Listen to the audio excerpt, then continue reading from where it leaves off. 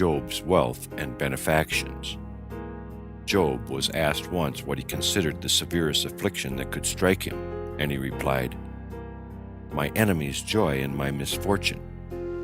And when God demanded to know of him after the accusations made by Satan, that which he preferred, poverty or physical suffering, he chose pain, saying, "O Lord of the world, chastise my body with sufferings of all kinds, only preserve me from poverty." Poverty seemed the greater scourge, because before his trial he had occupied a brilliant position on account of his vast wealth. God had graciously granted him this foretaste of the messianic time. The harvest followed quickly after the plowing of the fields. No sooner were the seeds cast in the furrows than they sprouted, grew, and ripened produce. He was equally successful with his cattle. His sheep killed wolves, but were themselves never harmed by wild beast. Of sheep he had no less than 130,000, and he required 800 dogs to keep guard over them, not to mention the 200 dogs needed to secure the safety of his house. Besides, his herds consisted of 340,000 asses and 3,500 pairs of oxen. All these possessions were not used for self-indulgent pleasures, but for the good of the poor and the needy, whom he clothed and fed, and provided with all things necessary. To do all this, he even had to employ ships that carried supplies to all the cities and dwelling places of the destitute. His house was furnished with doors on all its four sides, that the poor and the wayfarer might enter, no matter from what direction they approached. At all times there were 30 tables laden with food, and 12 besides for widows only, so that all who came found what they desired. Job's consideration for the poor was so delicate that he kept servants to wait on them constantly. His guests, enraptured by his charitableness, frequently offered themselves as attendants to minister to the poor in his house, but Job always insisted on paying them for their services. If he was asked for a loan of money to be used for business purposes, and the borrower proposed to give a part of his profits to the poor, he would demand no security beyond a mere signature, and if it happened that by some mischance or other the debtor was not able to discharge his obligation, Job would return the note to him, or tear it into bits in his presence. He did not rest satisfied at supplying the material needs of those who applied to him. He strove also to convey to them the knowledge of God. After a meal, he was in the habit of having music played on instruments, and then he would invite those present to join him in songs of praise to God. On such occasions, he did not consider himself above playing the cithern, while the musicians rested. Most particularly, Job concerned himself with the cares and woes of widows and orphans. He would often pay visits to the sick, both rich and poor, and when it was necessary, he would bring a physician with him. If the case turned out to be hopeless, he would sustain the stricken family with advice and consolation. When the wife of the incurably sick man began to grieve and weep, he would encourage her with such words as these: "Trust always in the grace and loving kindness of God. He has not abandoned you until now, and he will not forsake you henceforth. Your husband will be restored to health, and will be able to provide for his family as before. But if, God forbid, your husband should die, I call heaven to witness that I shall provide sustenance for you and your children." Having spoken so, he would send for a notary and have him draw up a document, which he signed in the presence of witnesses, binding himself to care for the family, should it be bereaved of its father. Thus he earned for himself the blessing of the sick man and the gratitude of the sorrowing wife. Sometimes, in case of necessity, Job could be severe, especially when it was a question of helping a poor man obtain his due. If one of the parties to a suit cited before his tribunal was known to be a man of violence, he would surround himself with his army and inspire that man with fear, so that the culprit could not but show himself amenable to his decision. He endeavored to inculcate his benevolent ways on his children by accustoming them to wait on the poor. On the day after a feast, he would sacrifice bountifully to God, and together with the pieces on the altar, his offerings would be divided among the needy. He would say, "Take and help yourselves, and pray for my children. It may be that they have sinned and renounced God, saying in the presumption of their hearts, 'We are the children of this rich man. All these things are our possessions. Why should we be servants to the poor?'" Satan and Job. The happy, God-pleasing life led by Job for many years excited the hatred of Satan, who had an old grudge against him. Near Job's house there was an idol worshipped by the people. Suddenly, doubts assailed the heart of Job, and he asked himself, "Is this idol really the creator of heaven and earth? How can I find out the truth?" In the following night he perceived a voice calling, "Jobab, Jobab, arise, and I will tell you who he is you desire to know." This one, to whom the people offer sacrifices, is not God. He is the handiwork of the tempter, with which he deceives men. When he heard the voice, Job threw himself on the ground and said, "O Lord, if this idol is the handiwork of the tempter, then grant that I may destroy it, for no one can hinder me, for I am the king of this land." Job, or as he is sometimes called, Jobab, was indeed king of Edom, the land in which wicked plans are concocted against God. Therefore it is also called Uz, counsel. The voice continued to speak. It made itself known as an angel of God, and revealed to Job that he would bring down the hatred of Satan on himself by the destruction of the idol, and much suffering with it. However, if he remained steadfast under them, God would change his troubles into joys.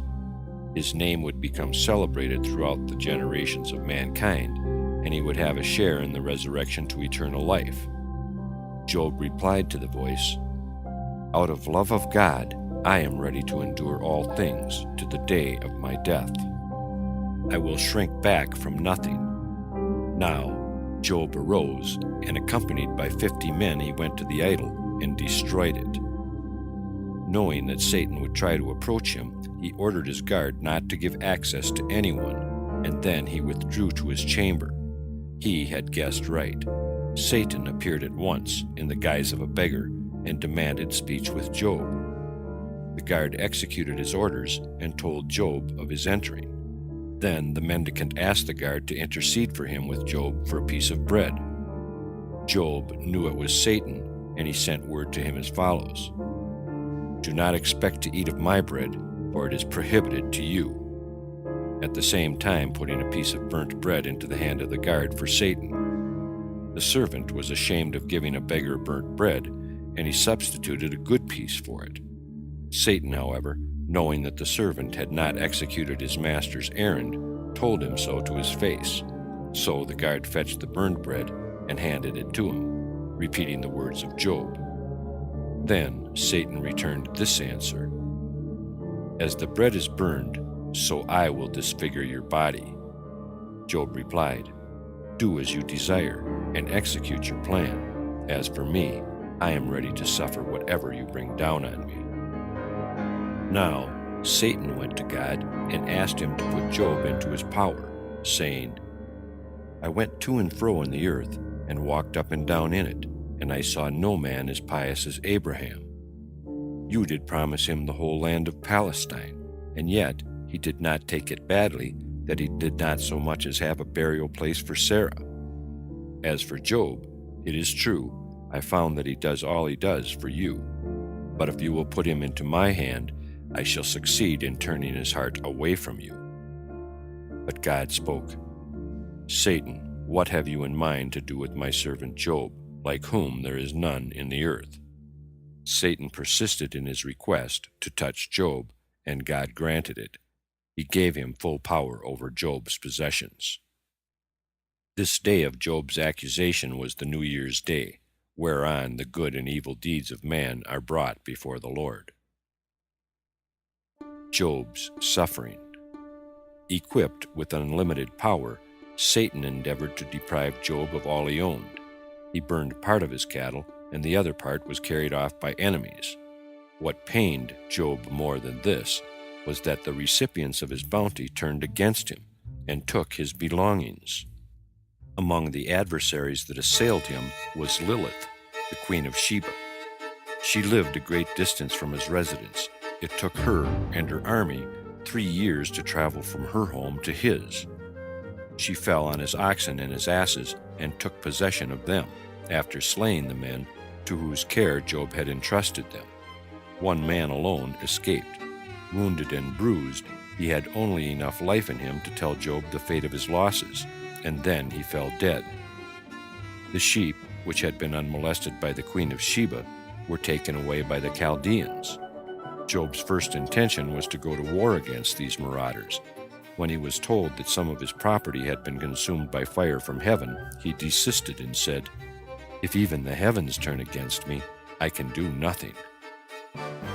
Dissatisfied with the result, Satan disguised himself as the king of Persia, besieged the city of Job's residence, took it, and spoke to the inhabitants, saying, "This man Job has appropriated all the goods in the world, leaving nothing for others. And he has also torn down the temple of our God, and now I will pay him back for his wicked deeds. Come with me, and let us pillage his house." At first, the people refused to hear the words of Satan. They feared that the sons and daughters of Job might rise up against them later and avenge their father's wrongs. But after Satan had pulled down the house in which the children of Job were assembled, and they lay dead in the ruins, the people did as he told him, and sacked the house of Job. Seeing that neither the loss of all he had, nor the death of his children could change his pious heart, Satan appeared before God a second time, and requested that Job himself, his very person, be put into his hand. God granted Satan's plea, but he limited his power to Job's body. His soul he could not touch. In a sense, Satan was worse off than Job. He was in the position of the slave that has been ordered by his master to break the pitcher and not spill the wine. Satan now caused a terrible storm to burst over the house of Job. He was cast from his throne by the reverberations, and he lay on the floor for 3 hours. Then Satan smote his body with leprosy from the sole of his foot to the top of his head. This plague forced Job to leave the city and sit down outside on an ash heap, for his lower limbs were covered with oozing boils, and the issue flowed out on the ashes. The upper part of his body was encrusted with dry boils, and to ease the itching they caused him, he used his nails until they dropped off together with his fingertips. Then he took a piece of broken pottery to scrape himself with. His body swarmed with vermin, but if one of the little creatures attempted to crawl away from him, he forced it back, saying, "Remain on the place where you were sent until God assigns you another." His wife, fearful that he could not bear his horrible suffering with steadfastness, advised him to pray to God for death, that he might be sure of going forth an upright man. But he rejected her counsel, saying, "In the days of good fortune, which usually tempts men to deny God, I stood firm and did not rebel against him. Surely I shall be able to remain steadfast under misfortune, which compels men to be obedient to God." And Job stuck to his resolve in spite of all suffering, while his wife was not strong enough to bear her fate with resignation to the will of God. Her lot was bitter indeed, for she had to take service as a water carrier with a common brute, and when her master learned that she shared her bread with Job, he dismissed her. To keep her husband from starving, she cut off her hair and purchased bread with it. It was all that she had to pay the price charged by the bread merchant, none other than Satan himself, who wanted to put her to the test. He said to her, "Had you not deserved this great misery of yours, it would not have come on you." This speech was more than the poor woman could bear. Then it was that she came to her husband, and amid tears and groans, urged him to renounce God and die. Job, however, was not perturbed by her words, because he divined at once that Satan stood behind his wife, and seduced her to speak so. Turning to the tempter, he said, "Why do you not meet me frankly? Give up your underhanded ways, you wretch." Then Satan appeared before Job, admitted that he had been vanquished, and went away abashed. The Four Friends.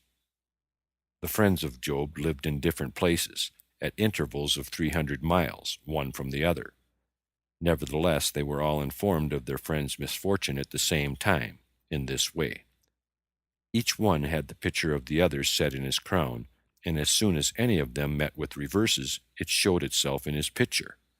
Thus, the friends of Job learned simultaneously of his misfortune, and they hurried to his assistance.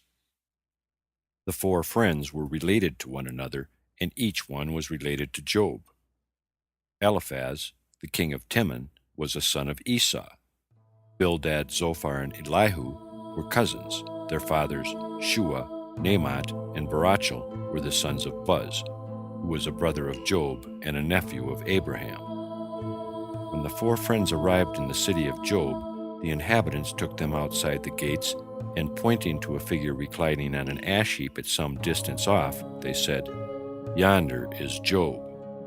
At first the friends would not believe them, and they decided to look more closely at the man to make sure of his identity. But the foul smell emanating from Job was so strong that they could not come near him. They ordered their armies to scatter perfumes and aromatic substances all around. Only after this had been done for hours could they approach the outcast close enough to recognize him. Eliphaz was the first to address Job. "Are you indeed Job, a king equal in rank with ourselves?" And when Job said yes, they broke out into lamentations and bitter tears, and all together they sang an elegy. The armies of the three kings, Eliphaz, Bildad, and Zophar, joining in the choir. Again, Eliphaz began to speak, and he bemoaned Job's sad fortune, and depicted his friend's former glory, adding the refrain to each sentence, "Where has the splendor of your throne gone?" After listening long to the wailing and lamenting of Eliphaz and his companions, Job spoke, saying, "Silence, and I will show you my throne and the splendor of its glory. Kings will perish, rulers disappear. Their pride and luster will pass like the shadow across a mirror. But my kingdom will persist forever and ever, for glory and magnificence are in the chariot of my Father, the Lord." These words aroused the wrath of Eliphaz, and he called on his associates to abandon Job to his fate and go their way. But Bildad appeased his anger, reminding him that some allowance ought to be made for one so sorely tried as Job. Bildad put a number of questions to the sufferer in order to establish his sanity. He wanted to elicit from Job how it came about that God, on whom he continued to set his hopes, could inflict such dire suffering. Not even a king of flesh and blood would allow a guardsman of his that had served him loyally to come to such grief. Bildad desired to have information from Job also concerning the movements of the heavenly bodies. Job had but one answer to these questions. Man cannot comprehend divine wisdom, whether it reveal itself in brute nature or in relation to human beings. "But," continued Job, "to prove to you that I am in my right mind, listen to the question I put to you. Solid foods and liquids combine inside of a man, and they separate again when they leave his body. Who effects the separation?" And when Bildad conceded that he could not answer the question, Job said, "If you cannot comprehend the changes in your body, how can you hope to comprehend the movements of the planets?" Zophar, after Job had spoken so to Bildad, was convinced that his suffering had no effect on his mind, and he questioned him whether he would permit himself to be treated by the physicians of the three kings, his friends. But Job rejected the offer, saying, "My healing and my restoration come from God, the creator of all physicians." While the three kings were conversing so with Job, his wife Zitidos made her appearance clad in rags, and she threw herself at the feet of her husband's friends, and amid tears she spoke, saying, "O Eliphaz and you other friends of Job, remember what I was in other days, and now how I am changed, come before you in rags and tatters." The sight of the unhappy woman touched them so deeply that they could only weep, and not a word could they force from their mouths. Eliphaz, however, took his royal mantle of purple and put it on the shoulders of the poor woman. Zeitodos asked only one favor, that the 3 kings should order their soldiers to clear away the ruins of the building under which her children lay entombed, that she might give their remains decent burial. The command was issued to the soldiers accordingly, but Job said, "Do not put yourselves to trouble for nothing.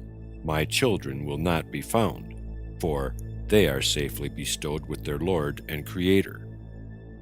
Again, his friends were sure that Job had lost his sanity.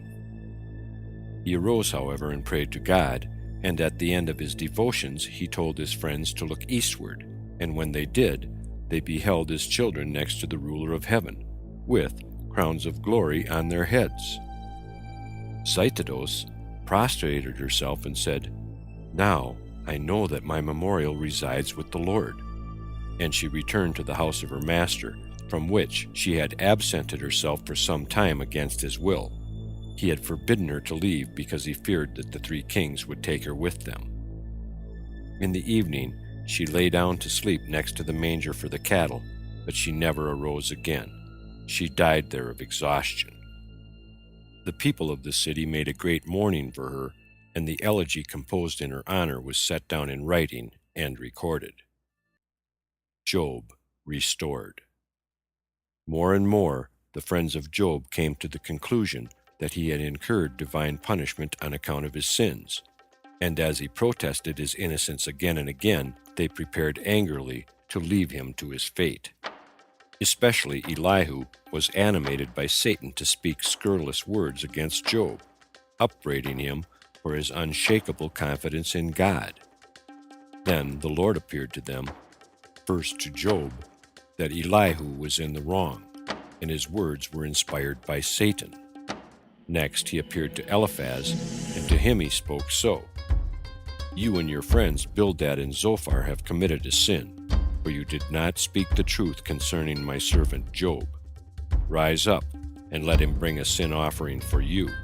Only for his sake do I refrain from destroying you." The sacrifice offered by Job in behalf of his friends was accepted graciously by God, and Eliphaz broke out into a hymn of thanksgiving to the Lord for having pardoned the transgression of himself and his 2 friends. At the same time, he announced the damnation of Elihu, the instrument of Satan. God appeared to Job once more and gave him a girdle composed of 3 ribbons, and he told him to tie it around his waist. Hardly had he put it on when all his pain disappeared. His very recollection of it vanished.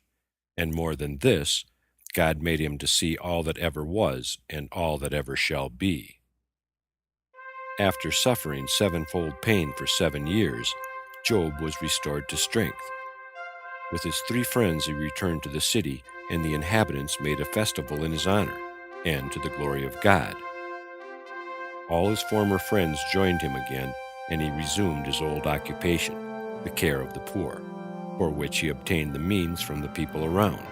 He said to them, "Give me, each one of you, a sheep for the clothing of the poor, and 4 silver or gold drachmas for their other needs."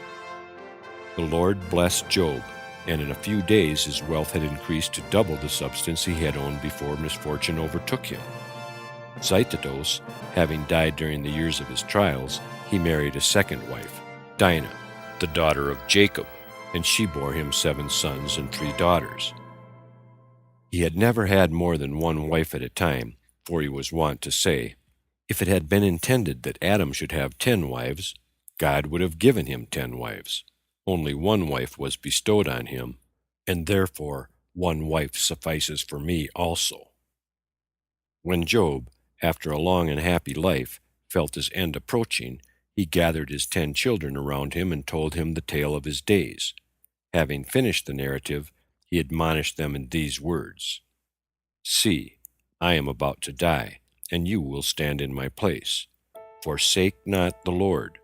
Be generous towards the poor, treat the feeble with consideration, and do not marry the women of the Gentiles." Then he divided his possessions among his sons, and to his daughters he gave what is more precious than all earthly goods. To each of them 1 ribbon of the celestial girdle he had received from God. The magic virtue of these ribbons was such that no sooner did their possessors tie them around their waists than they were transformed into higher beings, and with seraphic voices they broke out into hymns after the manner of the angels. For 3 days Job lay on his bed, sick though not suffering, for the celestial girdle made him impervious to pain. On the 4th day he saw the angels descend to fetch his soul, and he rose from his bed, handed a cithern to his oldest daughter, Jemima, a censer to his second one, Keziah, and a cymbal to the third, Amaltheus, and told them to welcome the angels with the sound of music. They played, sang, and praised the Lord in the holy tongue. Then the angel appeared that sits in the great chariot, kissed Job, and rode away bearing his soul with him eastward. No one saw them depart except the 3 daughters of Job. The grief of the people, especially the poor, the widows, and the orphans, was exceedingly great. For 3 days they left the corpse unburied, because they could not entertain the thought of separating themselves from it. As the name of Job will remain imperishable to all time, by reason of the man's piety, so his 3 friends were recompensed by God for their sympathy with him in his distress. Their names were preserved. The punishment of hell was avoided by them, and best of all, God poured out the Holy Spirit over them. But Satan, the cause of Job's anguish, the Lord cast down from heaven, for he had been vanquished by Job, who, amid his agony, had thanked God and praised God for all he had done to him. The beginning of the Egyptian bondage. As soon as Jacob was dead, the eyes of the Israelites were closed, as well as their hearts. They began to feel the dominion of the stranger, although real bondage did not enslave them until some time later. While a single one of the sons of Jacob was alive, the Egyptians did not venture to approach the Israelites with evil intent. It was only when Levi, the last of them, had departed this life that their suffering commenced. A change in the relations of the Egyptians towards the Israelites had, indeed, been noticeable immediately after the death of Joseph, but they did not throw off their mask completely until Levi was departed. Then the slavery of the Israelites began in earnest. The first hostile act on the part of the Egyptians was to deprive the Israelites of their fields, their vineyards, and the gifts that Joseph had sent to his brothers. Not content with these animosities, they sought to do them harm in other ways. The reason for the hatred of the Egyptians was envy and fear. The Israelites had increased to a miraculous degree. At the death of Jacob, the 70 persons he had brought down with him had grown to the number of 600,000, and their physical strength and heroism were extraordinary and therefore alarming to the Egyptians. There were many occasions at that time for the display of prowess. Not long after the death of Levi occurred that of the Egyptian king Magron, who had been bred up by Joseph and therefore was not wholly without grateful recollection for the things that Joseph and his family had accomplished for Egypt.